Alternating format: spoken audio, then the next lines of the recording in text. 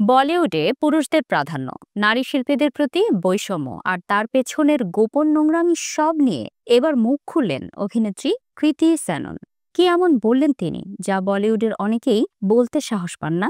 বেসরকারি টেলিভিশনকে দেওয়া এক সাক্ষাৎকারে কৃতি বলেন, পুরুষ ও নারী অভিনেতার মধ্যে যে ছোট ছোট বৈষম্য করা হয় সেটা ইন্ডাস্ট্রির গোপন নোংরামির বার্তা দেয়।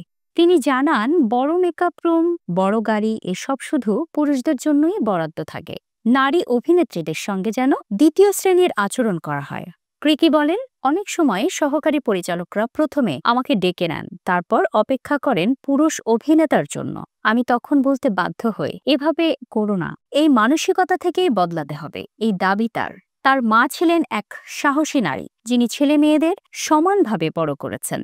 সেই শিক্ষা থেকে কৃতি আজ বৈষম্যের বিরুদ্ধে আওয়াজ তুলতে সাহস পান।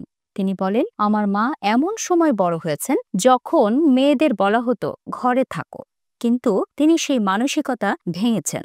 বলিউডের গ্ল্যামারের আড়ালে কি আছে? কৃতি সেনন জানালেন, নারী অভিনেত্রীদের আজও পুরুষদের থেকে কম গুরুত্ব দেওয়া হয়। বড় গাড়ি, বড় মেকআপ রুম সব থাকে পুরুষ অভিনেতার জন্য।